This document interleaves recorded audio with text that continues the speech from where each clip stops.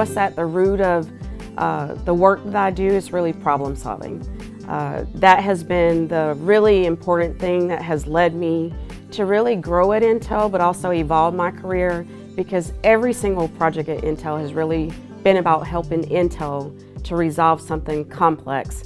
And that brings me to today in my Chief Diversity and Inclusion Officer role. It's really a gigantic problem, not only for Intel, but for the industry. And I was just really excited about being able to focus there and drive some improvement to really increase representation of African Americans, but also women, as well as Hispanics and Native Americans in our U.S. workforce.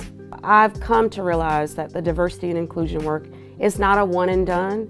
This is really systems work, and if you're doing this work extremely well, you're looking at onboarding and integration. You're also looking at progression and making sure there's representation of leaders from technician all the way up to the C-suite, and that's how comprehensive the Intel program is. But when I think about the future of AI and the future of automation and this transformation, so we've seen prior transformations from during the Industrial Revolution, and quite frankly, some of the same fear around loss of jobs was probably in place for the prior revolution. What I would say is, as we progress to the next revolution of AI, the jobs may be different jobs, but I think the jobs will be there. I think what we all can do, and what I'm thinking about for the next generation, and also for the pathways work that we're working on in terms of inspiring students to go more deeply in computer science and engineering, we actually need to create an environment where we have students who are continuous learners. So what we learn on this journey so far is that there are really three key components in terms of having a really holistic strategy. That's one, the hiring.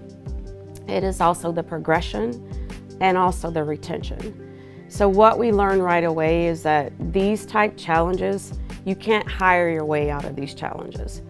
And most of us, for right reasons, focused immediately on the hiring aspect of this challenge. But what we learned at Intel is you really have to focus on the retention aspect of it.